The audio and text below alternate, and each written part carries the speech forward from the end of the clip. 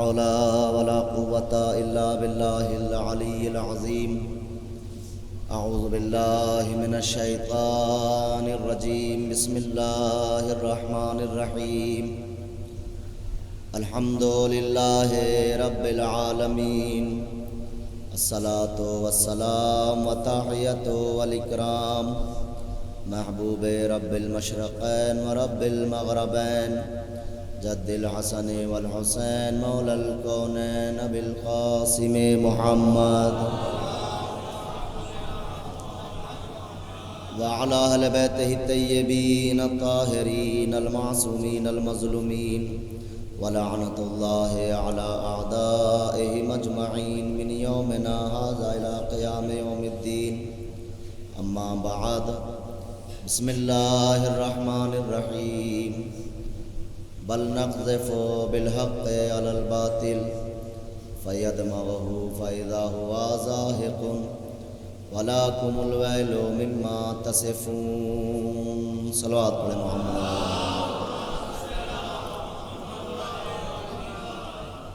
عزیزان محترم، قدر بزرگان عزیز، علماء حضرات،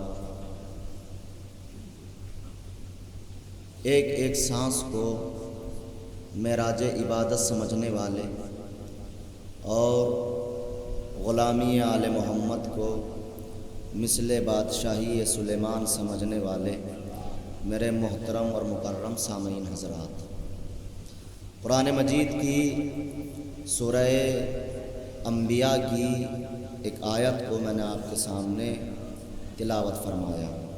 قبل اس کے کہ میں اس آیت کا ترجمہ آپ حضرات کے گوش گزار کروں، میری آپ سے دو گزارشات ہیں.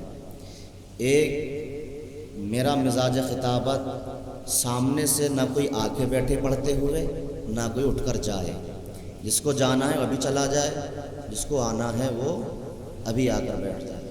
دوسری گزارش یہ ہے کہ اتنے مجلس ہو، اتنے چائے پلانے والوں سے گزارش ہے کہ اس کو روک دیں تاکہ مجمع جو ہے آنے والے مجلس میں آ کر بیٹھ جائیں. ایک صلوات پڑھیں مل جل کر محمد والے.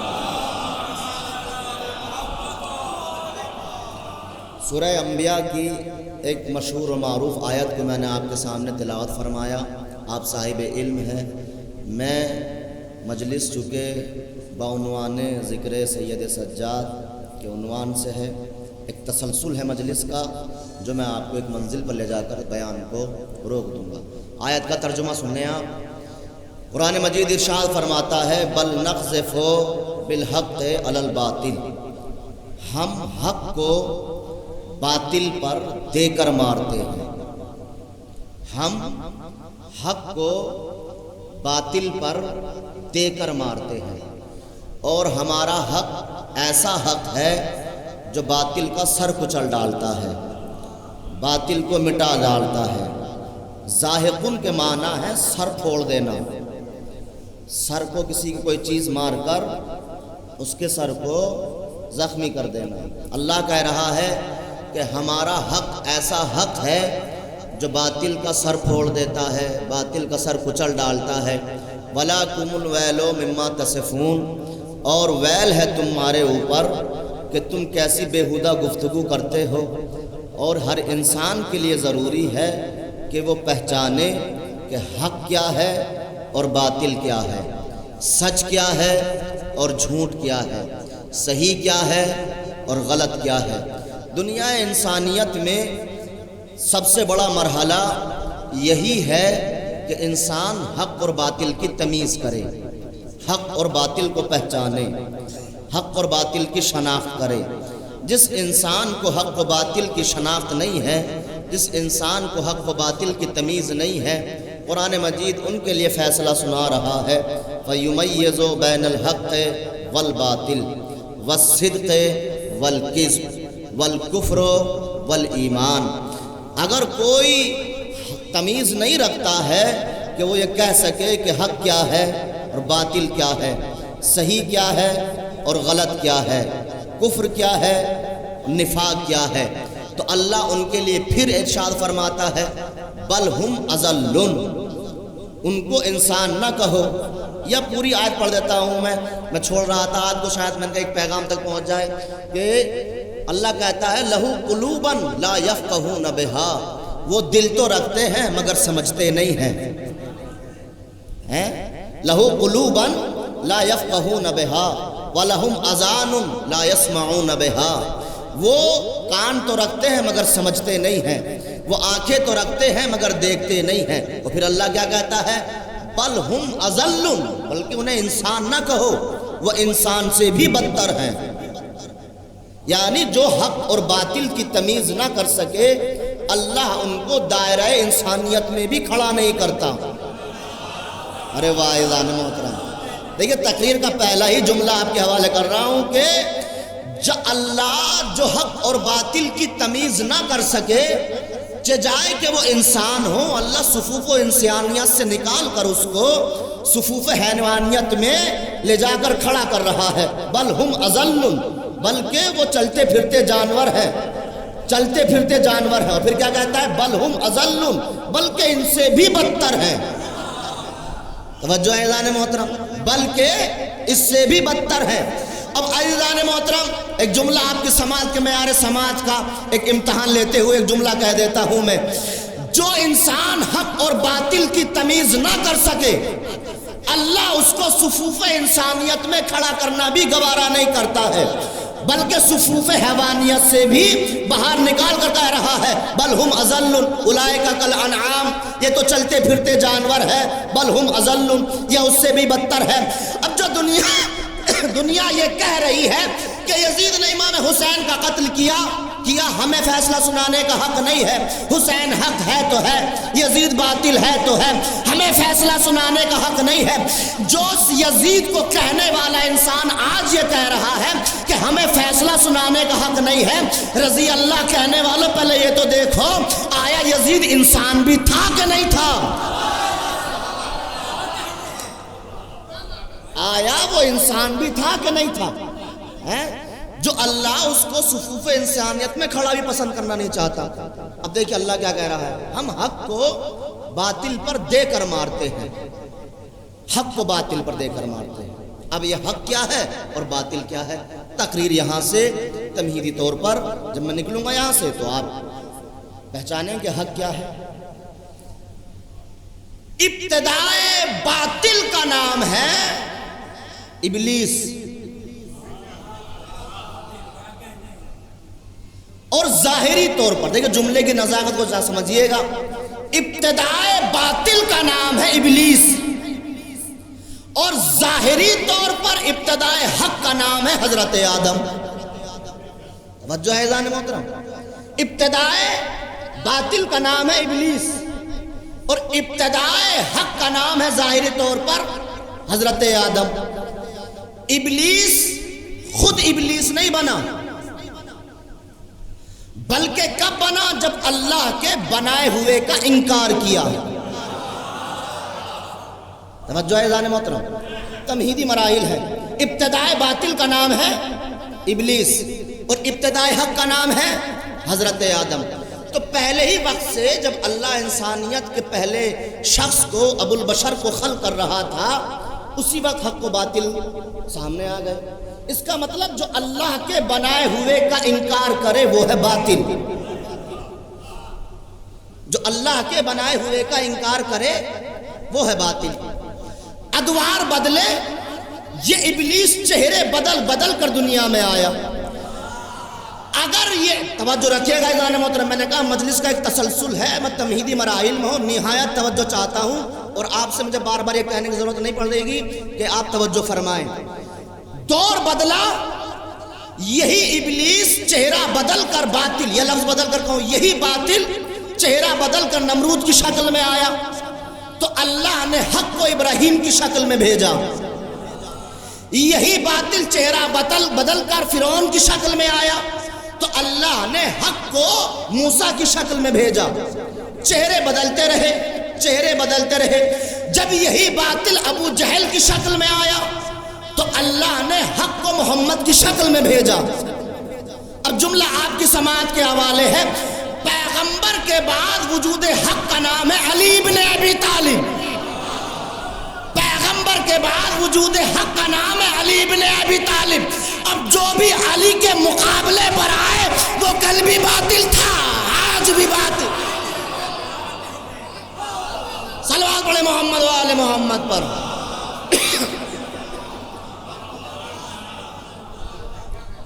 حق اور باطل، حق اور باطل چہرے بدلتے رہے.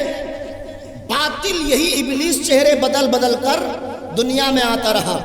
لیجئے تمہید ختم ہوتی ہے، ایک جملہ میں آپ کی خدمت میں عرض کر دیتا ہوں. یہ باطل جب چہرہ بدل بدل کر آیا، اسی باطل کا نام ہے یزید. اب غور فرما لیجئے اذان محترم، پہلا جملہ اور آخری جملہ. ابتدائے باطل کا نام ہے ابلیس اور انتہائے باطل کا نام ہے یزید. اور نہیں فرمایا آپ نے؟ ابتدائے باطل کا نام ہے شیطان اور انتہائے باطل کا نام ہے یزید. مگر کربلا کے بعد امام حسین نے ایک پیمانہ بنایا کہ اب باطل چہرے نہیں بدلے گا، اب باطل اپنی شکلوں کو نہیں بدلے گا. حسین نے کربلا کو میزان حق و باطل بنا دیا. ارے واہ اذان محترم، حسین نے کربلا کو میزان حق و باطل بنا دیا. اب ہم ہر کردار کو اگر پہچانیں گے تو میزان کربلا پر پرکھیں گے. جس کے دل میں کربلا ہے وہ حق ہے، جس کے دل میں کربلا نہیں ہے وہ باطل ہے. اب یہ مجلسیں نہیں ہے، حق و باطل کی میزان ہے. یہ ماتم نہیں ہے، حق و باطل کی میزان ہے. یہ نوحے نہیں ہے، حق و باطل کی میزان ہے. یہ مرثیے نہیں ہے، حق و باطل کی میزان ہے. اس لیے رہبر معظم نے اپنی تقریر میں کہا تھا، میں پرچم عباس کے نیچے ہوں، میں اسے چھوڑ کر کسی اور کے نیچے نہیں جاؤں گا. ارے واہ اللہم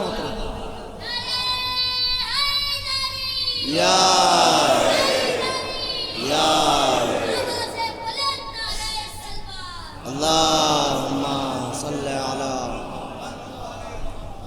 تو میزان حق و باطل، حسین نے کربلا کو میزان حق و باطل بنایا. ہم ہر کردار کو اس میزان پر پرکھیں گے. واعظان گرامی، اب میں پڑھوں گا ایک حدیث قدسی، خصوصاً بزرگان افراد سے جو بچپن سے مجلس سنتے چلے آ رہے ہیں، جن کے نورانی چہروں کی میں زیارت کر رہا ہوں. میں پڑھوں گا ایک حدیث قدسی. اب میزان حق و باطل پہچانیے. ہمارے یہاں بھی اصول کافی میں باب حدیث قدسی میں اس حدیث کو دوسرے نمبر پر جگہ ملی ہے، اور صحیح بخاری میں باب حدیث قدسی میں اس حدیث کو چوتھے نمبر پر لکھا گیا ہے. تو فریقین کی حدیث ہے. یہاں توجہ چاہتا ہوں. اللہ ارشاد فرماتا ہے، بہت توجہ، نہایت توجہ. اللہ ارشاد، حدیث قدسی کا جانتے ہیں؟ حدیث قدسی اللہ کا وہ کلام جو قرآن میں نہ ہو مگر کلام اللہ کا ہو، اسے کہا جاتا ہے حدیث سے قدسی. اللہ ارشاد فرماتا ہے، من طلبنی وجدنی ومن وجدنی عرفنی ومن عرفنی احبنی ومن احبنی اشقنی ومن اشقنی اشقتہ ومن اشقتہ قتلتہ ومن قتلتہ فعلی دیتہ وانا دیتہ. اللہ اکبر. اللہ کیا کہتا ہے؟ من طلبنی. اس ساؤنڈ والا جو بھی ہے بھائی تھوڑی سی آواز پکڑ رہا ہے، اس کو تھوڑا صحیح کر دیجیے. سروات پڑھے محمد و آل محمد. میری طرح متوجہ رہے. کیا کہا اللہ نے؟ من طلبنی وجدنی. جس نے مجھے طلب کیا اس نے مجھے پا لیا. ارے واہ، جس نے مجھے طلب کیا اس نے مجھے پا لیا. اس کا مطلب اللہ گھر بیٹھنے سے نہیں ملے گا. اگر کسی کے ذہن میں یہ ہے کہ گھر بیٹھ کر مجھے اللہ مل جائے گا یا معرفت الہی مل جائے گی، اللہ کہتا ہے طلب کرنے سے معرفت خدا ملتی ہے، تلاش کرو، اس کی نشانیاں موجود ہیں. کیا کہا اللہ نے؟ من طلبنی وجدنی. جس نے مجھے طلب کیا اس نے مجھے پا لیا. ومن طلبنی وجدنی ومن وجدنی عرفنی، اور جس نے مجھے پا لیا اس نے میری معرفت حاصل کی. ومن عرفنی احبنی، اور جس نے میری معرفت حاصل کی اس نے مجھ سے محبت کی. توجہ ہے؟ توجہ ہے؟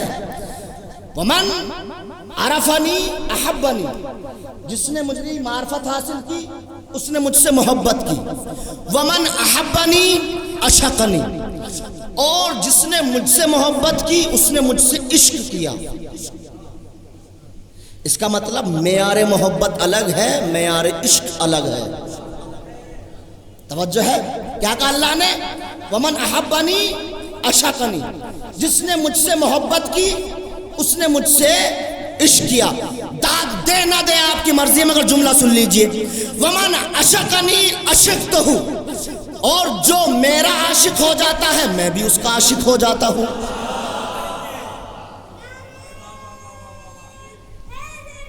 کیا کہا اللہ نے؟ ومن عشقنی عشقتہ، اور جو میرا عاشق ہو جاتا ہے تو میں بھی اس کا عاشق ہو جاتا ہوں. اللہ اکبر. ومن عشقتہ قتلتہ، اور جس کا میں عاشق ہو جاؤں اس کو مرتبہ شہادت پر فائز کر دیتا ہوں.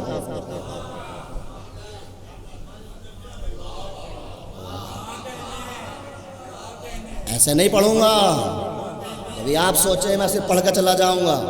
کیا کہا اللہ نے؟ ومن عشقتہ قتلتہ، اور جس کا میں عاشق ہو جاتا ہوں اس کو میں مرتبہ شہادت پر فائز کر دیتا ہوں. جس کا میں عاشق ہو جاتا ہوں اس کو مرتبہ شہادت پر فائز کر دیتا ہوں. پھر سنیں جملہ، جس کا میں عاشق ہو جاتا ہوں اس کو میں مرتبہ شہادت پر فائز کر دیتا ہوں. میں تو سوچ رہا تھا جملہ پڑھ کر ہی آگے گزر جاؤں گا، مگر مجھے حدیث پڑھنی پڑے گی.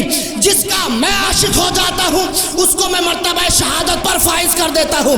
اسی لیے پیغمبر نے فرمایا من ماتا علی حب آل محمد ماتا شہیدا، جو آل محمد کی محبت میں مر جائے وہ شہید ہوتا ہے، اور شہید وہ ہوتا ہے جس کا عاشق اللہ ہو جائے.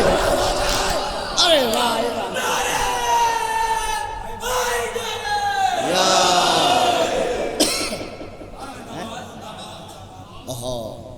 ابھی نتیجہ تو باقی ہے، حدیث کو ابھی آدھی ہوئی ہے.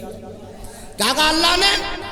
ومن عشقنی عشقتہ، جو میرا عاشق ہو جاتا ہے میں بھی اس کا عاشق ہو جاتا ہوں.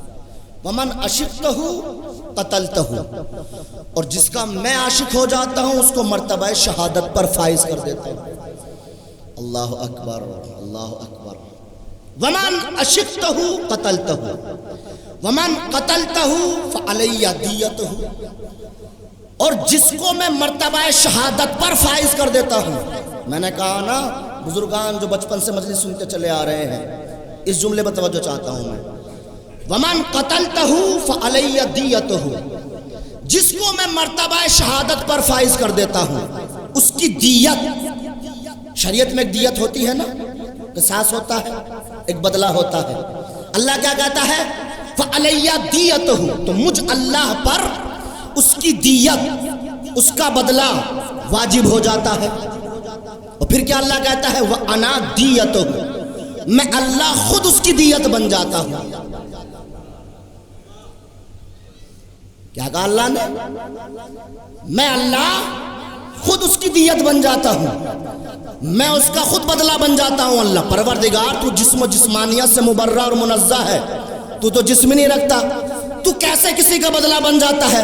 اگر حدیث یہاں رک جاتی تو کائنات کا کوئی مورخ، کائنات کا کوئی ذاکر، کائنات کا کوئی خطیب، کائنات کا کوئی فقیہ، کائنات کا کوئی مجتہد اس حدیث کی تشریح نہیں کر سکتا ہے. مگر اللہ یہ تو بتا کہ تو کیسے کسی کا بدلہ بن جاتا ہے. آواز قدرت سنو، کنتو سمع الذی یسمع بہ، میں اس کے کان بن جاتا ہوں جس سے وہ سنتا ہے. अरे वाइज़ान मोहतरम, मैं उसके कान बन जाता हूँ जिससे वो सुनता है। वाना लिसानहुल्लज़ी यतकल्लमु बिह, मैं उसकी ज़बान बन जाता हूँ जिससे वो कलाम करता है। वाना यदहुल्लज़ी यतशक्कु बिहा, मैं उसके हाथ बन जाता हूँ जिससे वो चीज़ों को छूता है। वाना रिजलहुल्लज़ी यमशी बिहा, मैं उसके पैर बन जाता हूँ जिससे वो ज़मीन पर चलता है। हमें किसी से बहस नहीं है, चाहे जो जिसको माने, मगर अल्लाह ने फरमाया जिसका मैं आशिक हो जाता हूँ उसको मर्तबा शहादत पर फाइज कर देता हूँ। मैं उसकी दियत बन जाता हूँ, मैं उसके कान बन जाता हूँ, मैं उसकी आँख बन जाता हूँ, मैं उसके हाथ बन जाता हूँ, मैं उसकी आँखें बन जाता हूँ। सारी दुनिया के मानने वालों को लाकर सफ़ों में खड़ा करो, किसी ने मिंबर पर आकर या महराब में आकर कहा हो कि मेरी आँखें ऐनुल्लाह है, मेरे हाथ यदुल्लाह है, मेरे पैर रजलुल्लाह है, अली और औलाद अली के अलावा किसी ने नहीं कहा।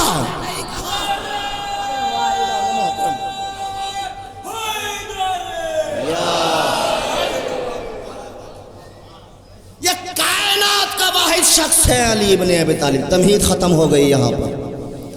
कायनात का शख्स है अली इब्न अबी तालिब, जिसने मिंबर पर बैठकर इरशाद फरमाया, मैं अली कोई मामूली शख्सियत नहीं हूं, मैं अली कोई मामूली शख्सियत नहीं हूं। अब एक जुमला ज़हन में आ रहा, अलग मौजू से मुत्तसिल नहीं है, छोड़ देता हूं। मैं अली ज़ात अली इब्न अबी तालिब पहुंचे कि इमाम ने बैठकर मिंबर पर, किसी ने एतराज़ नहीं किया। पूरी तारीख़ इस्लाम में, पूरी तारीख़ इस्लाम में अली और औलाद अली के अलावा किसी ने दावा सुलूनी किया हो तो बताइए, किया किसी ने? किसी ने नहीं किया अली और औलाद अली के अलावा दावा सुलूनी। हाँ, तारीख में एक शख्स मिलता है। कौन? किताब का नाम तारीख मदीनतुद दमिश्क, जिसको तारीख बगदाद भी कहा जाता है। उसकी जिल्द नंबर 1 सफ़ा नंबर 227, उस पर एक शख्स तारीख में गुजरा है, मकातिल बिन सुलेमान। क्या नाम उसका? मकातिल बिन, थोड़ा बोलते रहिए, सलवात पढ़े मोहम्मद वाले मोहम्मद पर। मकातिल बिन सुलेमान मिंबर पर आया, सबसे ऊपर बैठा हुआ था अर्शे पर, और आकर दावा करता है, सुलूनी सुलूनी, जो पूछना चाहते हो अली मुझसे पूछ लो। अब मकातिल बिन सुलेमान जैसे ही दावा करता है, किताब का नाम तारीख़ बगदादी, जिसको तारीख़ मदीनतुद दमिश्क भी कहा जाता है, सफ़ा नंबर 227 पर, उसी मजमे में कोई अली का चाहने वाला बैठा हुआ था। फौरन खड़ा हो गया, खड़ा होकर कहता है, मकातिल बिन सुलेमान तू जानता है ये किसका दावा है? कहाँ जानता हूँ किसका दावा है। कहा किसका दावा है? कहा अली इब्न अबी तालिब का है। वो कहता है वाकई तेरे पास इतना इल्म है जितना अली के पास था? कहता है अगर इल्म ना होता तो मैं दावा ही ना करता है? अगर तुझे शक है तो जो चाहे पूछ ले। मकातिल बिन सुलेमान से जिसने सवाल किया, तारीख बताती है कोई आलिम नहीं था, कोई देहाती आदमी था। कहता है वाकई सवाल करूं? कहां जो चाहे सवाल कर। का वाकई सवाल करूं? कहता है हाँ सवाल कर। का अच्छा ये बता, तमाम अंबिया पर हज वाजिब था? मकातिल बिन सुलेमान ने सोचा बड़ा आसान सवाल कर लिया, तो बड़ा आसान सवाल है। का तमाम अंबिया पर हज वाजिब था? मकातिल बिन सुलेमान कहता है तेरा सवाल यही है? का नहीं, सवाल तो मेरा अभी नहीं है, सवाल तो मैं आगे करूंगा, पहले ये बता तमाम अंबिया पर हज वाजिब था? कहता है हाँ हज वाजिब था। कि हजरत आदम पर भी हज वाजिब था? कहता है हजरत आदम पर भी हज वाजिब था। वो शख्स कहता है अब मेरा सवाल है, तवज्जो चाहता हूँ यहाँ से लेकर और आखिरी फर्द तक। कहता है अब मेरा सवाल है, जब तू ये कहता है कि हजरत आदम पर हज वाजिब था, तो मुझे ये बता हज में मुंडन करवाना, बालों का कटवाना वाजिब है, मुझे उस आदमी का नाम बता जिसने आदम के बाल काटे थे। अरे वाह इज़ान मोहतरम, कहता है कि मुझे उस आदमी का नाम बता जिसने आदम के बाल काटे थे। सबसे ऊपर बैठा हुआ था, उतर कर यहां से दूसरे पायदान पर आ गया और आकर कहता है बेवकूफ तेरे पास कोई और सवाल नहीं है? अब देखिए तो मोहब्बत अली का कमाल है कि यहां दीवाना भी दाना हो जाता है। توجہ ہے اذان محترم. کیا تیرے پاس کوئی اور سوال نہیں ہے؟ کہتا ہے ہاں میرے پاس اور بھی سوال ہے. کیا کوئی اور سوال کر. وہ کہتا ہے اچھا مجھے یہ بتا کہ اصحاب کہف کے ساتھ ایک نجس العین جانور بھی تھا. کہتا ہے ہاں. کہ مجھے اس کا رنگ بتا, رنگ کیسا تھا؟ مجھے اس کا رنگ بتا. اتر کر یہاں سے سب سے نیچے والے پائیدان پر آ گیا مقاتل بن سلیمان, اور آ کر کہتا ہے بے وقوف تیرے پاس کوئی اور سوال نہیں ہے؟ کہتا ہے ہاں میرے پاس اور بھی سوال ہے. توجہ رکھیے گا اذان محترم. کہا میرے پاس اور بھی سوال ہے. کہ کوئی اور سوال کر.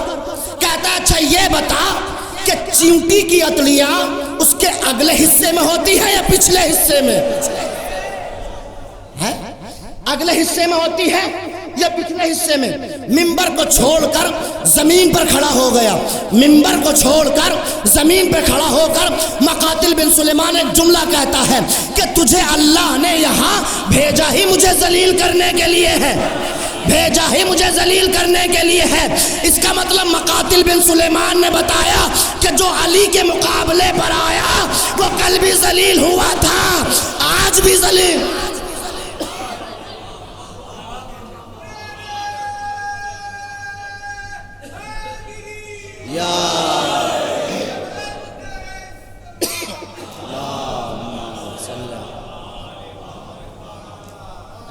حق اور باطل, حق اور باطل. وجود حق کا نام ہے علی بن ابی طالب. پیغمبر کی حدیث, علی حق کے ساتھ ہے اور حق علی کے ساتھ. یا لفظ کو بدل کر یہ کہہ دوں, علی خود وجود حق ہے. علی خود وجود حق ہے.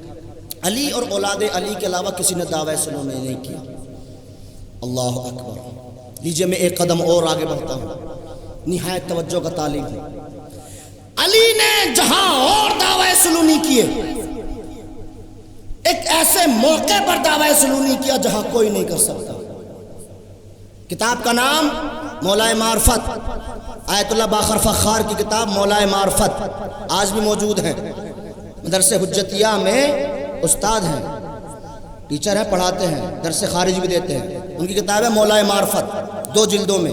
پہلی جلد میں بیان کرتے ہیں کہ علی نے ایک ایسے موقع پر دعویٰ سلونی کیا جہاں کوئی نہیں کر سکتا.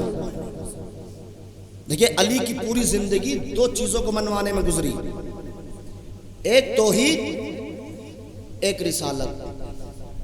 بیدار ہے کہ نہیں؟ توجہ ہے تو ایک ڈھالی ڈھالی صلوات پڑھتے ہیں محمد و آل محمد پر.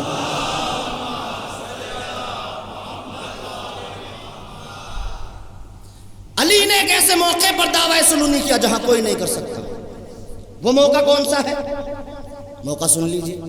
19 رمضان امام کے سر پر ضرب لگی, امام کو اٹھا کر گھر لایا گیا, بے ہوشی سے افاقہ ہوا.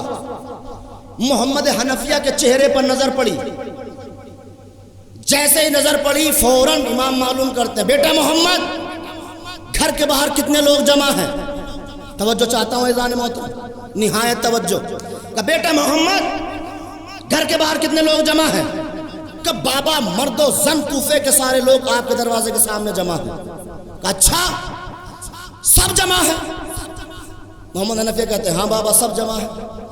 امام فرماتے بیٹا محمد جاؤ اور دروازے پر جا کر کہو کہ میرے بابا نے کہا ہے سلونی سلونی.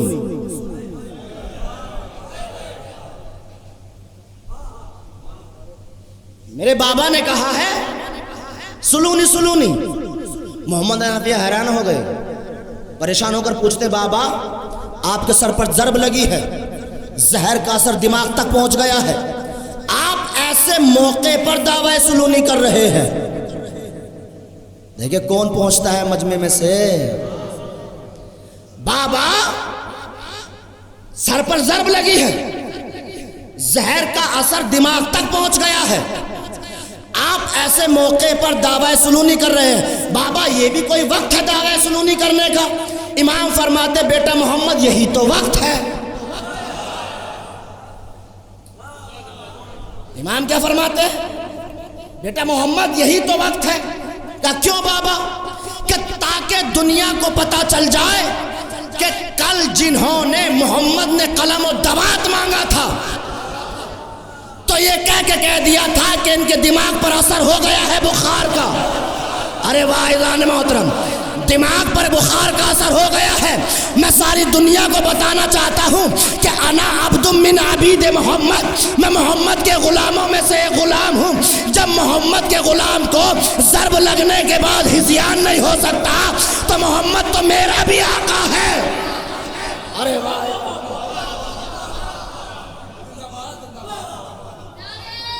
محمد یا اللہم صلی علی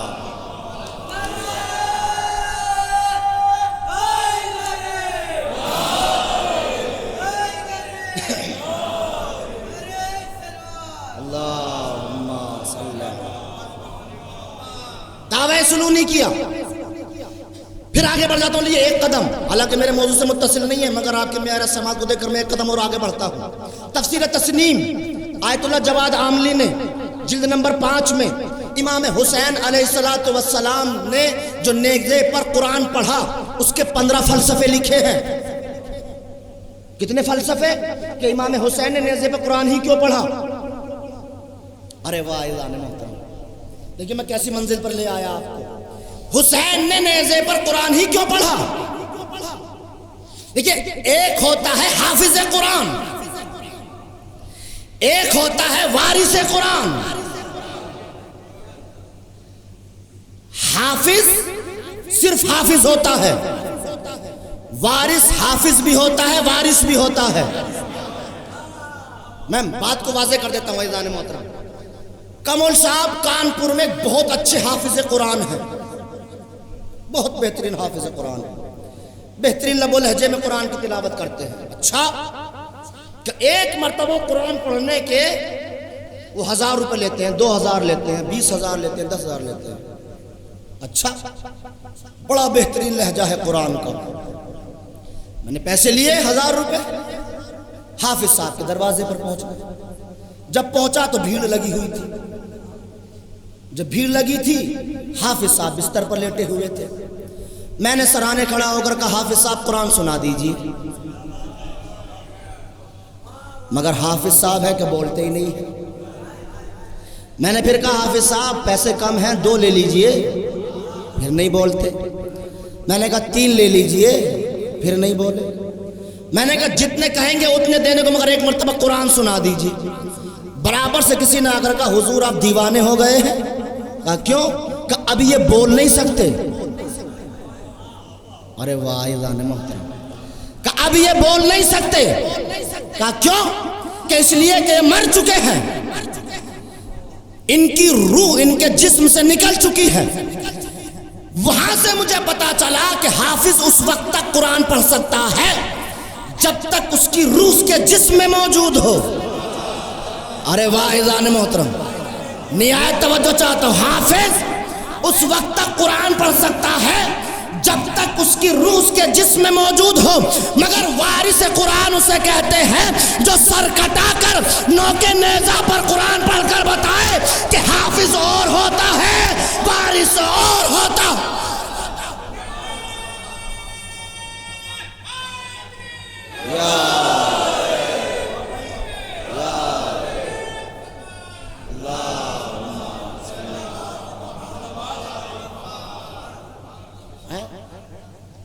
آیت اللہ جواد عاملی نے فلسفہ جو بیان کیا سن لیجئے. امام حسین نے نیزے پر قرآن ہی کیوں پڑھا؟ کوئی خطبہ دے سکتے تھے، اپنے فضائل بیان کر سکتے تھے. اور قرآن کی آیات میں سے بھی جس آیت کی بار بار تلاوت کی، سورہ کہف کی ابتدائی آیت، ام حسبتا ان اصحاب الکہف والرقیم کانوا من آیاتنا عجبا، بار بار امام حسین اسی آیت کی تلاوت کر رہے تھے. اللہ اکبر.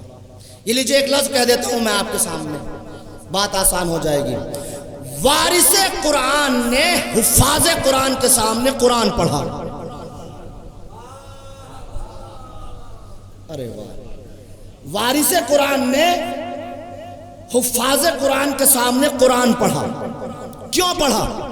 آیت اللہ جواد عاملی لکھتے ہیں کہ حسین نے سر کٹا کر نیزے پر قرآن پڑھا، حافظ قرآن موجود تھے، حسین ان سے سوال کر رہے تھے، بتاؤ میرا سر کٹا ہوا ہے، نوک نیزہ پر ہے، میرے کہیں زیر میں، میرے کہیں زبر میں، میرے کہیں پیش میں، میرے کہیں تشدید میں کوئی فرق ہو تو بتاؤ، میرے کہیں زیر میں، زبر میں، پیش میں، پھر سنیں، زیر میں، زبر میں، پیش میں، تشدید میں، الفاظ میں، تجوید میں کہیں کوئی غلطی ہو، کوئی اشتباہ ہو تو بتاؤ۔ کیوں پڑھا؟ کیوں پوچھ رہے تھے؟ حسین معلوم کر رہے تھے کہ میرے نانا نے فرمایا ہے کہ حسین منی وانا من الحسین۔ ارے واہ اذان محترم، حسین منی وانا من الحسین، میں حسین سے ہوں، حسین مجھ سے ہے، یا یوں کہہ دوں حسین محمد کا جز ہے، محمد حسین کا کل ہے۔ اللہ اکبر۔ حسین محمد کے جز ہیں اور محمد حسین کے جز ہیں۔ بتانا یہ چاہتے ہیں، دیکھو بے وقوف ہو، جب محمد کا جز سر کٹا کر نوک نیزہ پر قرآن پڑھ کر یہ بتا رہا ہے کہ مجھے ہذیان نہیں ہوا ہے، تو محمد تو میرا بھی کل ہے۔ درود پڑھے محمد و آل محمد پر۔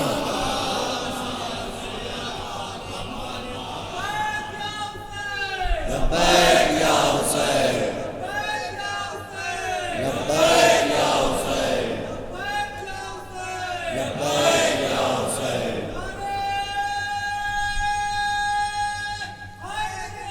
یا اللہم صلی علی محمد۔ کسی نے دعوی سلونی نہیں کیا علی اور اولاد علی کا۔ اب آ جائیے اس منزل پر۔ ایزان محترم، سارے بیان کو چھوڑ دیا میں نے، آگے بڑھنا چاہتا تھا مگر وقت زیادہ ہوتا چلا جا رہا ہے۔ جو انجمن ہائے ماتمی ہے ان کو نوحہ بھی پڑھنا ہے، ظاہر سی بات ہے شب بیداری ہے۔ جس ذکر کے سلسلے سے یہ مجلس ہے میں اسی ذکر پر آتا ہوں۔ تاریخ میں علی اور اولاد علی کے علاوہ کسی نے دعوی سلونی نہیں کیا۔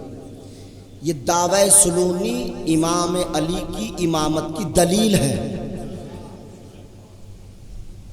امام علی کی امامت کی دلیل ہے۔ تاریخ میں خاتون گزری ہے حبابہ والبیہ، والبیہ امام علی کی عاشق تھی، بے پناہ عاشق۔ حبابہ اپنے قبیلے میں جہاں بیٹھتی تھی ذکر علی کرتی تھی۔ ایک دن قبیلے والے اس پر طنز کرتے تھے، حبابہ جہاں دیکھو ذکر علی کرتی رہتی ہے، جہاں دیکھو ذکر علی کرتی رہتی ہے، تیرے پاس علی کی امامت کی کوئی دلیل بھی ہے؟ ذکر علی کرتی پھرتی ہے۔ حبابہ طیش میں آئی، سامان سفر تیار کیا، دور خلافت امام علی ہے، امام علی کے پاس آئی، آ کر کہتی ہے مولا حبابہ ہوں، سلام کیا۔ امام نے جواب سلام دیا کہ مولا لوگ مجھ سے کہتے ہیں کہ تو علی کا ذکر کرتی پھرتی ہے، علی کے فضائل پڑھتی ہے، تیرے پاس امامت کی دلیل ہے علی کی؟ امام مسکرا کر فرماتے حبابہ یہ بتا تو کیا دلیل دیتی ہے، تیری کیا دلیل ہے؟ حبابہ کہتی ہے مولا آپ کا دعوی سلونی آپ کی دعوی امامت کی دلیل ہے۔ جب بھی کوئی مجھ سے پوچھتا ہے تو میں اس کو کہتی ہوں کہ علی کے علاوہ کسی نے دعوی سلونی نہیں کیا۔ علی نے کہا بالکل بجا فرمایا۔ کہ مگر مولا وہ مانتے ہی نہیں ہیں، کوئی ایک ایسی دلیل ہو جس سے زبان کی زبان سب کی زبانیں بند ہو جائیں۔ امام فرماتے اچھا جا صحن میں جاؤ اور وہاں سے جو تیری پسند کا سنگریزہ ہو پتھروں اٹھا کر لے آ۔ حبابہ گئی، جانے کے بعد سنگریزہ اٹھایا، ایک پتھر اٹھایا، اٹھانے کے بعد لے کر آ گئی۔ جب لے کر آئی تو امام کی خدمت میں پہنچی، کہا مولا کہ میں تجھے ایک ایسی نشانی دیتا ہوں کہ میرے علاوہ اور میری بعد میری اولاد میں جو امام ہوگا اس نشانی کو اس کے علاوہ کوئی اور نہیں دکھائے گا۔ کہ وہ کیسے مولا؟ امام نے انگشتری لی اور اس پتھر پر اس انگشتری کو نقش کر دیا اور نقش کر کر کہتی ہے حبابہ آج سے تیرے پاس یہ دلیل امامت ہے، اور جو بھی میرے علاوہ دلیل امامت کا دعویٰ کرے اس سے اس کی دلیل مانگ لینا۔ توجہ نہیں فرمائی آپ نے؟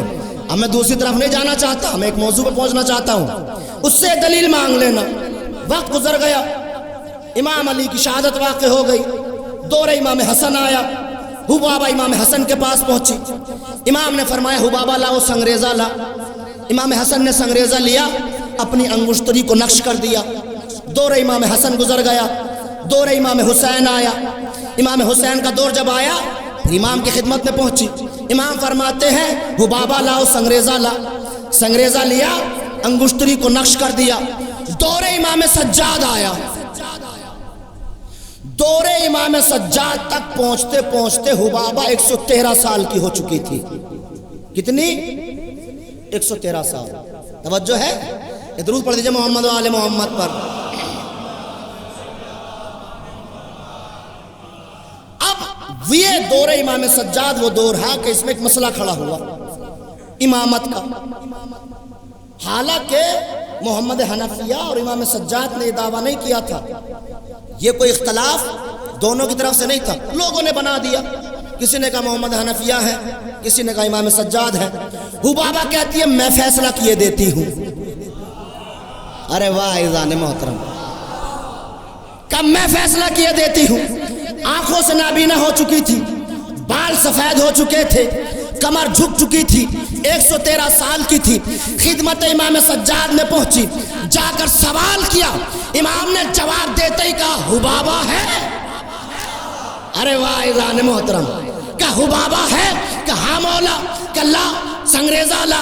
امام نے سنگریزہ لیا اور سنگریزہ لینے کے بعد انگشتری سے نقش کر دیا۔ حبابہ نے سنگریزوں کو لیا، دروازے کی طرف جانے لگی۔ اب جب جانے لگی تو امام نے فرمایا حبابہ ذرا ٹھہر جا، میں تجھے کچھ اور بھی دینا چاہتا ہوں۔ کیا مولا؟ کہ ذرا حجرے میں چلی جا۔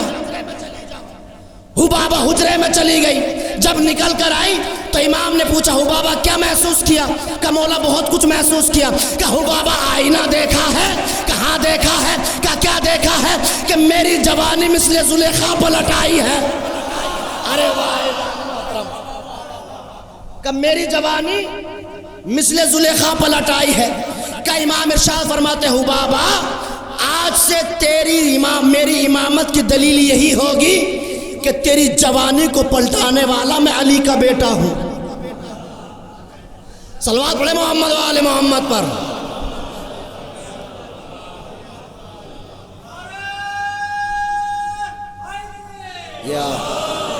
اب یہ کب تک زندہ رہی؟ اللہم صلی اللہ۔ اب یہ کب تک زندہ رہی؟ امام رضا علیہ السلام کے زمانے تک۔ حق و باطل، حق ہے، یہ نسل امام علی علیہ السلام حق ہے۔ آ جائیے میں ایک قدم اور بڑھ جاتا ہوں عزیزان محترم۔ دعوی سلونی، امام سجاد کوئی معمولی شخصیت نہیں ہے۔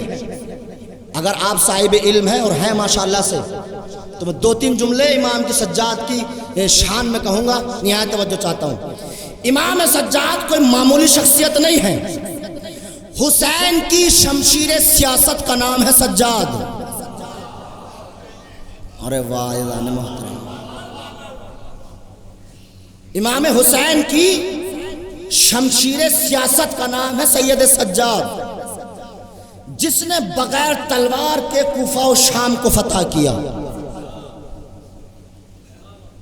جس نے، اب میں یہاں پر شعرا شعر پڑھ رہے تھے تو میں 4 مصرے پڑھ دوں، حالانکہ میں شعر پڑھتا نہیں ہوں مجلس میں، کبھی نہیں پڑھتا، مگر ذوق سماعت کو دیکھ کر میں آپ کو سنا رہا ہوں 4 مصرے، اللہ جانے کے شاعر کے ہیں۔ یزید تو نے جو دیکھا تھا خواب بیعت کا، یزید تو نے جو دیکھا تھا خواب بیعت کا، اس اوچھے خواب کی تعبیر مار ڈالے گی۔ ارے واہ عزیزان محترم، یزید تو نے جو دیکھا تھا خواب بیعت کا، اس اوچھے خواب کی تعبیر مار ڈالے گی، اور اٹھائیں تیغ سجاد کیا ضروری ہے، تجھے تو پاؤں کی زنجیر مار ڈالے گی. صلوات پڑھے محمد و آل محمد پر.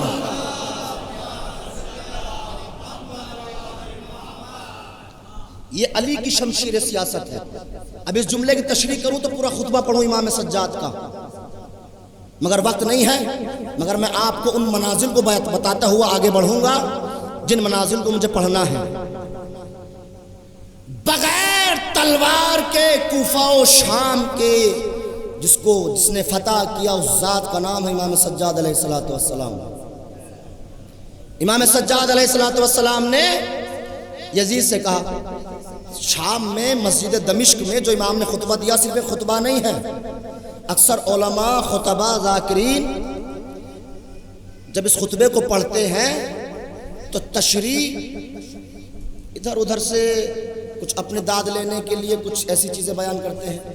مگر آیت اللہ سید بحر العلوم کا ایک کتاب ہے شرح خطبہ امام سجاد، اس میں انہوں نے جو شرح کی ہے امام سجاد کے خطبے کی، اس کا 2-3 جملے کو شرح سن لیجئے اور مجلس اسی منزل پر پہنچ جائے گی. صلوات پڑھ دیجئے محمد و آل محمد پر.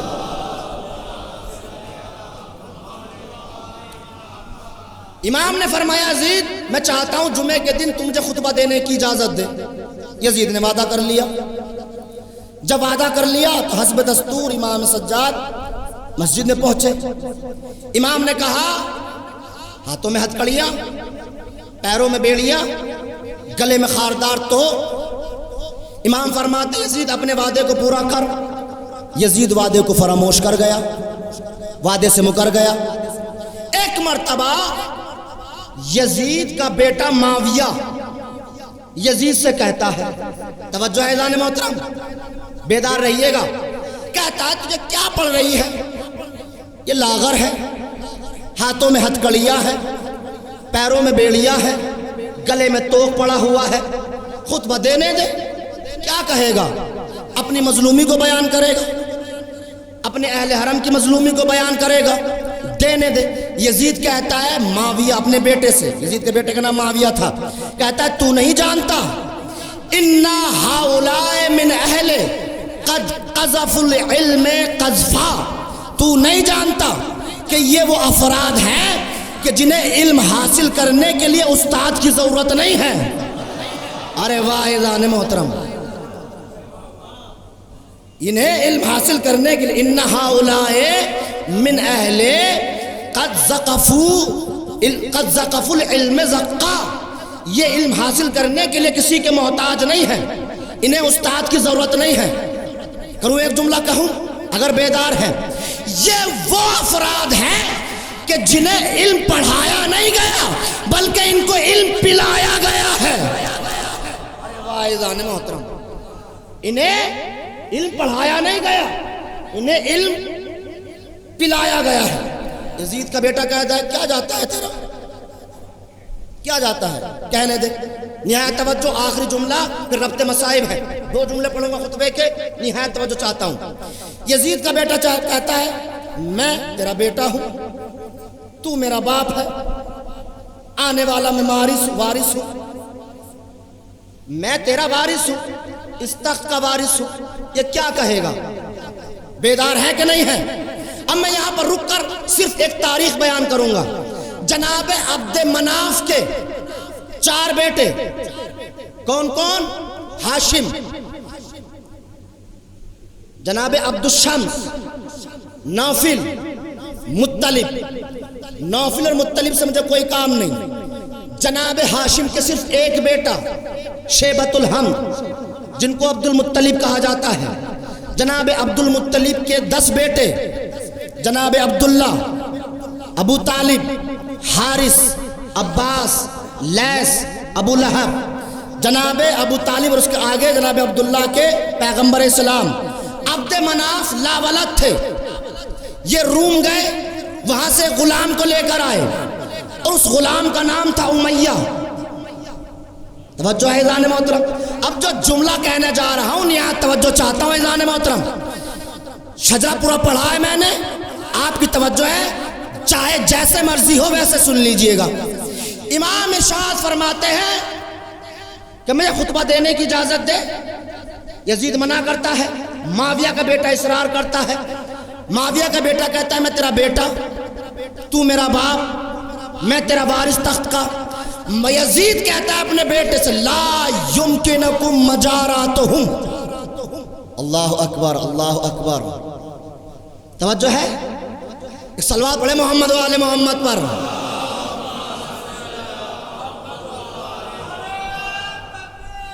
یا اکبر یا رسول اللہ.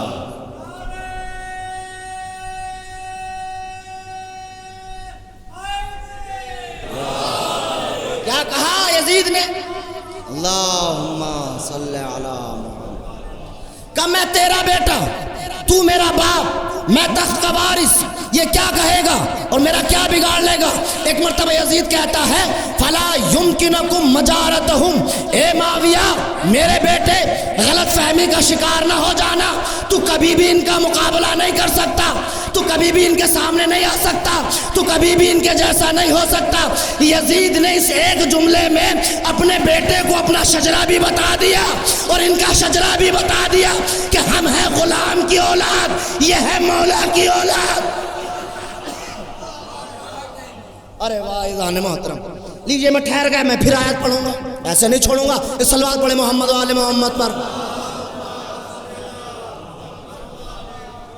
قرآن کیا کہتا ہے؟ ضرب اللہ مثلکم. قرآن مجید بیان کرتا ہے کہ اللہ مثال بیان کرتا ہے کہ شجرہ طیبہ کی مثال کلمہ طیبہ جیسی ہے. اصلها ثابت وفرعها فی السماء وتؤتی اکلها حین زمانہ. اور یہ شجرہ طیبہ وہ شجرہ ہے جو پھل دینے کے لیے کسی زمانے کا محتاج نہیں. اب یہ شجرہ طیبہ کیا ہے؟ کون ہے شجرہ طیبہ؟ سنیں امام جعفر صادق علیہ السلام جی. آج یہ مائک آواز نہ پکڑتا. ایک صلوات پڑھے محمد و آل محمد پر. ضرب اللہ مثلا کلمۃ طیبۃ کشجرۃ طیبۃ اصلها ثابت وفرعها فی السماء وتؤتی اکلها حین زمانہ. اور یہ پھل دینے کے لیے کسی زمانے کا، کسی موسم کا محتاج نہیں، بلکہ یہ ہر زمانے میں پھلدار رہتا ہے. تو کون سا شجرہ طیبہ ہے؟ کتاب کا نام لغات الحدیث، مولانا وحید الزمان خان صاحب محدث دہلوی کی، ان کی جلد نمبر 1 پر امام جعفر صادق سے حدیث مرقوم ہے. کسی نے اگر معلوم کیا مولا بتائیے یہ شجرہ طیبہ کیا ہے، شجرہ طیبہ سے مراد کیا ہے؟ امام ارشاد فرماتے ہیں اصلها رسول اللہ. اس شجرے کی اصل رسول ہے. وہ فرعها علی ابن ابی طالب، اور اس کی شاخ علی ابن ابی طالب ہے. وہ ثمرها اولادها، اور اس کا پھل ان کی اولاد ہے. واہ اللہ اکبر. توجہ سنیے گا اذان محترم. وَثَمَرُهَا اولادها، اور ان کا ثمرہ، اس کا پھل ان کی اولاد ہے. وَأَوْرَاقُهَا شِيَعَتُهَا، اور اس درخت کے پتے ان کے شیعہ ہیں. ارے واہ اذان محترم. ان کے شیعہ اس درخت کے پتے ہیں، ان کے شیعہ اس درخت کے پتے ہیں، ان کے شیعہ اس درخت کے پتے ہیں. پتا اپنے درخت کا پتا بتاتا ہے. ارے واہ اذان محترم. پتا اپنے درخت کا پتا بتاتا ہے. ایسا نہیں ہو سکتا کہ امرود کا پتا کہے کہ میں آم کا پتا ہوں، یا آم کا پتا یہ نہیں کہہ سکتا کہ میں امرود کا پتا ہوں. ان کے شیعہ اس درخت کے پتے ہیں. ہم ہیں شجرہ طیبہ کے پتے. ارے وہ آخری جملہ ہے مجلس کا. ہم ہیں شجرہ طیبہ کے پتے، تم ہو شجرہ خبیثہ کے پتے. ارے واہ اذان محترم. ہم ہیں شجرہ طیبہ کے پتے، تم ہو شجرہ خبیثہ کے پتے. ہمیں ہمارا حسین مبارک، تمہیں تمہارا یزید مبارک. صلوات پڑھے محمد و آل محمد پر.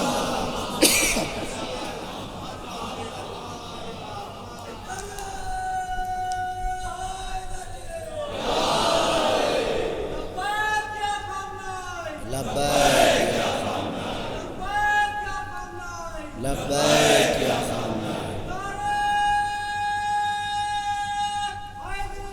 یا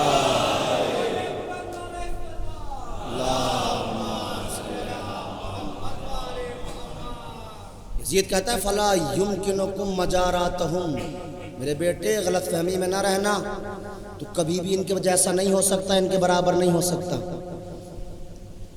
کہا پھر کہ اگر تو کہتا ہے تو میں اجازت دے دیتا ہوں، خود ہی دیکھ لے۔ امام پہنچے، آواز دے کر کہتے ہیں، اور پورا خطبہ ہے، انشاءاللہ پھر کبھی زندگی لے آئی تو آپ کے درمیان بس ایک جملہ سن لیجئے۔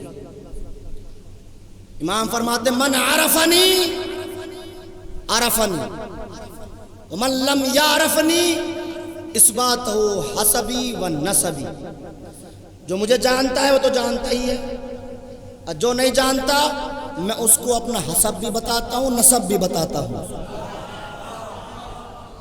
ارے واہ، کتنے کمال کا جملہ ہے۔ جو نہیں جانتا میں اس کو اپنا حسب بھی بتاتا ہوں، نسب بھی بتاتا ہوں۔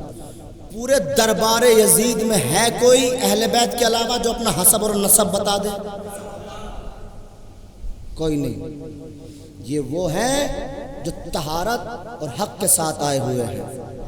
اللہ اکبر۔ ہاتھوں میں ہتھ کڑیاں، پیروں میں بیڑیاں، اور وہ جلیل القدر خطبہ دیا۔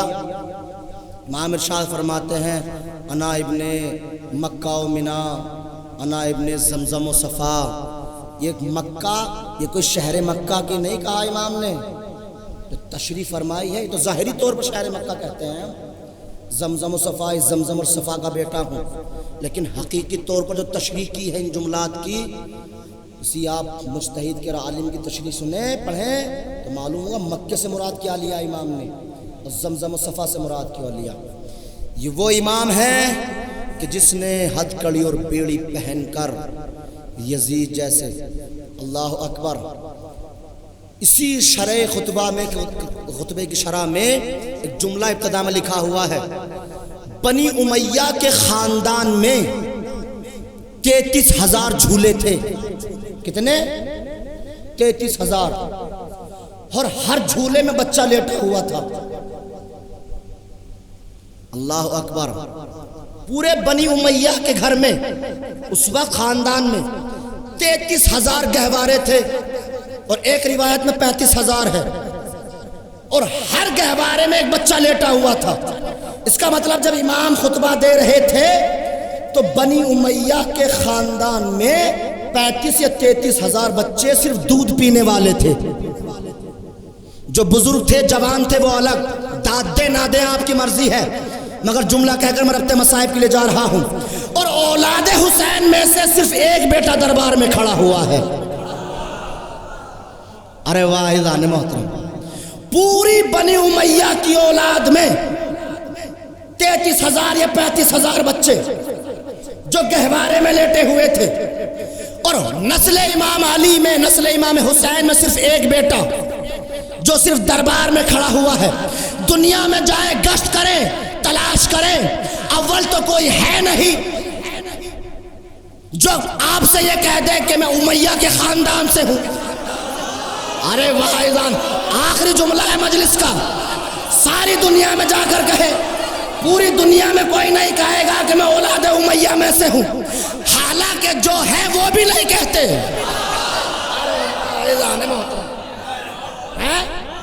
جو ہے وہ بھی نہیں کہتے، اول تو کوئی ہے نہیں، مگر جو منسوب کرتے ہیں وہ بھی نہیں کہتے۔ مگر دنیا کے کسی خطے میں چلے جائیے گا، آپ کو کوئی ایک ضرور مل جائے گا جو یہ کہتا ہوا نظر آئے گا، میں زیدی ہوں، میں عابدی ہوں، میں نقوی ہوں، میں جعفری۔ توجہ ہے، نسل یزید ختم ہو گئی، نسل حسین آج بھی زندہ ہے۔ یہ معجزہ ہے اس خطبے کا۔ اور امام حسین علیہ السلام 33,000 یا 35,000 بچے موجود تھے گہوارے میں۔ اللہ اکبر۔ امام سجاد کی منزلت اور امام سجاد کی فضائل جتنے مارکت الآراء ہیں، مصائب بھی ایسے ہیں کہ اگر سن لیا جائے تو انسان کی آنکھوں نم ہو جائے۔ اللہ اکبر۔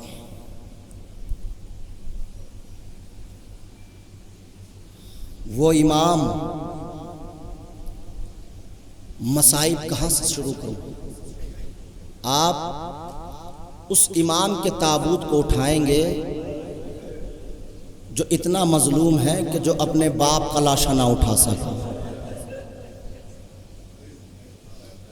اپنے باپ کا لاشا نہ اٹھا سکا۔ بحر المصائب میں ایک روایت نقل کی جاتی ہے کہ جب یہ قافلہ مدینے سے چلا اور تمام بیویوں کو امام حسین نے سوار کیا، اور جب امام جناب زینب صلوات اللہ علیہا کے پاس پہنچے تو ایک مرتبہ امام حسین بہن کو آواز دے کر کہتے ہیں، بہن آؤ میں آپ کو سوار کیا دیتا ہوں۔ زینب اولیاء مقام کہتی ہے، بھیا آپ کا حق ہے مجھے سوار کرانے کا، لیکن کیا اجازت دیتے ہو کہ بہن آج بھیا آج زینب آپ کے ہاتھ سے سوار نہیں ہونا چاہتی ہے؟ امام حسین پیچھے ہٹ گئے، جناب عباس آگے بڑھے، آگے بڑھ کر ارشاد فرماتے، شہزادی میں آپ کے پردے کا محافظ ہوں، شہزادی میں آپ کو سوار کیا رائے دیتا ہوں۔ بی بی فرماتی ہیں، عباس واقعاً تو میرے پردے کا محافظ ہے، لیکن زینب آج آپ کے ہاتھ سے بھی سوار نہیں ہونا چاہتی۔ جناب علی اکبر آگے بڑھے، جناب زینب اولیاء مقام نے انکار کر دیا۔ اب یہ میرے جملے ہیں، یہ روایت کے جملے نہیں ہیں، شاید امام نے کہا ہو، بہن کیا آپ کو سوار کرانے کے لیے نجف سے بابا علی کو بلاؤں؟ تو بی بی نے کہا، او با بھیا ہم غریبوں کے لیے امیروں کو کیوں زحمت دیتے ہو؟ کہا بہن پھر کس کے ہاتھ سے سوار ہونا چاہتی ہو؟ عالمہ غیر معلمہ ہیں جناب زینب، آواز دے کر کہتی ہے، حسین تم بھی کربلا میں مارے جاؤ گے، عباس تمہارے بازو قلم ہو جائیں گے، عباس تمہارے سینے میں برچھی کی انی ہوگی۔ کہا بہن پھر کس کے ہاتھ سے سوار ہونا چاہتی ہو؟ کہا زینب اس کے ہاتھ سے سوار ہونا چاہتی ہے جو یہاں بھی سوار کرائے وہاں بھی سوار کرائے۔ کہا وہ کون ہے؟ کہ میرے بیٹے سجاد کو بلاؤ۔ جناب سید سجاد نے سوار کرایا۔ جناب سید سجاد کے جہاں اور القابات ہیں وہاں جناب سید سجاد کا ایک لقب ہے غیرت اللہ، اللہ کی غیرت۔ یہ لقب خود امام نے ارشاد فرمایا، کب دیا؟ ایک دن امام سجاد گھر میں داخل ہوئے، دیکھتے کیا ہے جناب ام لیلہ وضو کر رہی ہیں، سلام کیا، فوراً واپس پلٹ گئے۔ جناب ام لیلہ نے دیکھا، امام حسین سے جا کر شکایت کی، جا کر کہتی ہے میرے والد میرے وارث سجاد آئے تھے، سلام کیا، بغیر کلام کیے واپس چلے گئے، ذرا سجاد سے پوچھے تو صحیح کیا بات ہے۔ جناب امام حسین نے ایک مرتبہ جناب سید سجاد کو بلایا، آواز دے کر کہتے بیٹا سجاد کیا بات ہے، تمہاری ماں تم سے گلا کر رہی ہے کہ تم آئے سلام کیا اور بغیر کسی بات کلام کیے ہوئے واپس چلے گئے۔ ایک مرتبہ جناب سید رونے کے لیے ایک جملہ کافی ہے اذان گرامی قدر اسی روایت کا، امام فرماتے اماں جب میں گھر میں داخل ہوا تھا تو آپ کون سا عمل انجام دے رہی تھی؟ کہ بیٹا میں وضو کر رہی تھی۔ کہ وضو میں کون سا عمل انجام دے رہی تھی؟ کہ بیٹا میں اپنے ہاتھوں کو دھو رہی تھی۔ کہ اماں آپ ہاتھوں کو دھونے کے بعد کیا کرتی؟ کہ بیٹا میں مسح کرنے کے لیے اپنے سر سے چادر کو اتارتی۔ اللہ اکبر، اپنے سر سے چادر کو اتارتی۔ ایک مرتبہ سید سجاد کہتے اماں میری غیرت کو گوارا نہیں ہے کہ میں آپ کے کھلے سر کو دیکھوں۔ امام حسین نے گلے میں باہیں ڈال دی، ارے میرا غیرت اللہ بیٹا، ارے سجاد یہ مدینہ ہے لیکن ذرا کربلا ہوگی، بے مخنا و چادر زینب و ام کلثوم دیار بدیار پھر آئی جائیں۔ اجرکم اللہ اجرکم اللہ، خدا کسی غم میں نہ رلائے سوائے غم سید الشہداء کے۔ اللہ اکبر، جب 11 محرم نمودار ہوتی ہے، امام سجاد کے ہاتھوں میں ہتھکڑیاں ہیں، پیروں میں بیڑیاں ہیں۔ روایت یہ بیان ہوتی ہے کہ لوہا اتنا گرم ہو گیا تھا کہ امام کے بدن پر جہاں لگتا تھا وہیں پر چھالا پڑ جاتا تھا، چھالا پڑ جاتا تھا تو وہیں پر چھالا پڑ کر پھوٹ جاتا تھا۔ امام کے اس چھالے میں جلن ہوتی تھی، جناب زینب تڑپ جاتی تھی، ارے میرا بھتیجا سید سجاد، اے بیٹا مجھے معاف کر دینا کہ زینب تیری مدد نہ کر سکی۔ اللہ اکبر، دو روایت آیت پڑھوں گا اور آپ کی رحمت تمام ہے۔ جب یہ قافلہ 11 محرم کو چل کر ایک ایسی منزل پر پہنچا کہ دور دور تک سایہ نہیں تھا، تبتا ہوا صحرا تھا، ہر چاہنے والے کو دھوپ میں بٹھایا گیا، سب کے لیے شمر نے خیمے لگائے، مگر حائر حسین کا بیٹا تپتے ہوئے ریت پر، تپتے ہوئے لوہے کو لے کر زمین پر بیٹھے ہوئے ہیں۔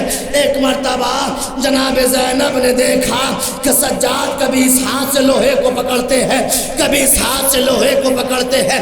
ایک مرتبہ آواز دے کر کہتے ہیں، اے بیبیو، ارے آؤ ذرا سجاد کا حلقہ بنا لو تاکہ سجاد پر سایہ ہو جائے۔ تمام بیبیاں جناب سید سجاد کا حلقہ بنا کر کھڑی ہو گئی۔ ایک مرتبہ سید سجاد نے اوپر نظروں کو اٹھا کر دیکھا، کسی نے جا کر شمر سے کہا، اے شمر کچھ خبر بھی ہے؟ ارے علی کی بیٹی زینب سید سجاد کے اوپر سایہ کیے ہوئے ہے۔ شمر تازیانے کو لے کر آگے بڑھا، ایک بی بی کی پشت پر تازیانہ مارا، بی بی گر گئی، دوسری بی بی کی پشت پر تازیانہ مارا، بی بی گر گئی، تیسری بی بی کی پشت پر تازیانہ لگا، بی بی گر گئی، مگر زینب ہے تازیانہ کھاتی جاتی ہے مگر زینب نہیں ہٹتی ہے۔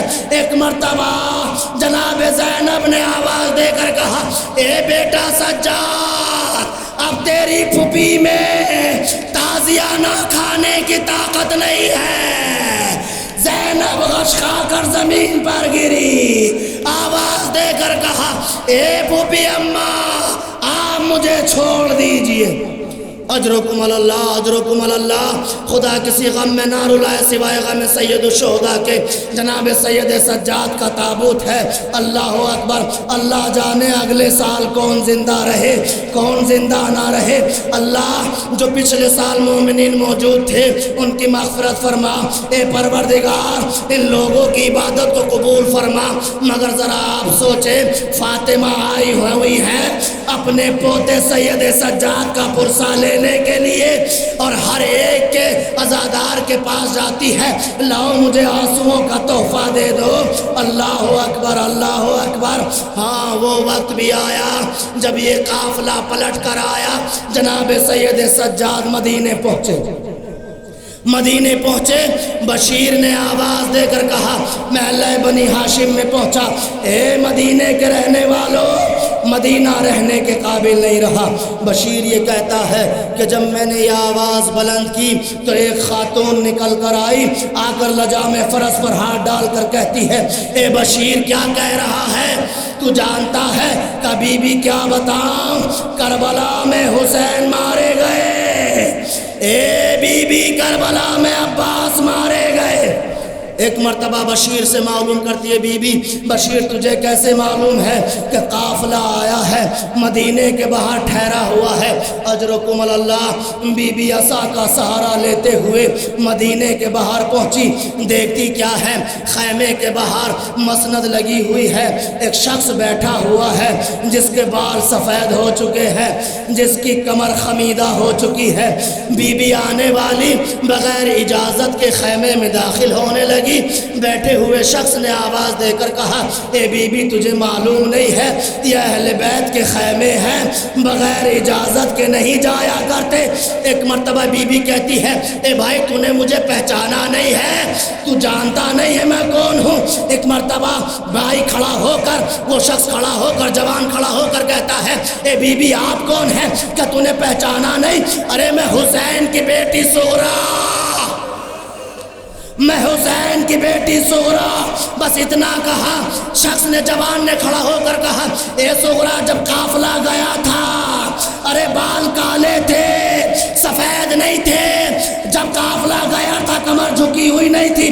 کہا تجھے کیا بتاؤں، ایک دن میں نے خواب دیکھا میرے بابا کے گلے پر خنجر چل رہا، جب میں اٹھی کمر جھک چکی تھی، بال سفید ہو چکے تھے۔ ایک مرتبہ جوان کہتا ہے، سغرا تو نے صرف خواب دیکھا، ارے میں نے ان آنکھوں سے بابا کے گلے پر چلتا ہوا خنجر دیکھا. صغرا پوچھتی ہے تم کون ہو؟ کانا سید سجاد. اے بی بی میں سید سجاد. بس اتنا کہنا تھا. صغرا نے گلے میں باہیں ڈال دی. اے بھیا جیسے ہی باہیں ڈالی سجاد کی چیخ نکل گئی. اے صغرا گلے میں باہیں نہ ڈالنا. کہا کیوں بھیا؟ کہ کربلا سے لے کر کوفہ، کوفہ سے لے کر شام، دیار بدیار پھرایا گئے. اجرکم اللہ. وہی وقت آتا ہے کہ ہمارے چوتھے امام کو، جس امام کا پرسہ دینے کے لیے آپ بیٹھے ہوئے ہیں، ایک مرتبہ ولید بن عبد الملک نے شربت کے ذریعے امام کو زہر دیا. جب امام کو زہر دیا تو امام محمد باقر کو بلایا. اے بیٹا باقر، میری وصیتیں ہیں، جب میں اس دنیا سے چلا جاؤں مجھے غسل دینا، مجھے کفن پہنانا، میری نماز جنازہ پڑھانا. بس وصیتیں کی. میں کہوں گا مولا آپ کتنے خوش نصیب ہیں، آپ وصیتیں کر رہے ہیں، مگر غیر حسین کربلا کا میدان بے مخنا و چادہ. وصیت کے مطابق امام کا جنازہ اٹھ کر چلا. چلنے کے بعد ایک مرتبہ امام باقر نے اپنے وصیت کے مطابق نماز جنازہ پڑھائی، کفن دیا. جب کفن دینے کے بعد لحد کے حوالے کیا، آواز دے کر کہا اے بابا میں نے اپنی وصیت کو پورا کیا. اے بابا لیکن کربلا میں حسین 3 دن کا بھوکا پیاسا بے مخنا و چادہ.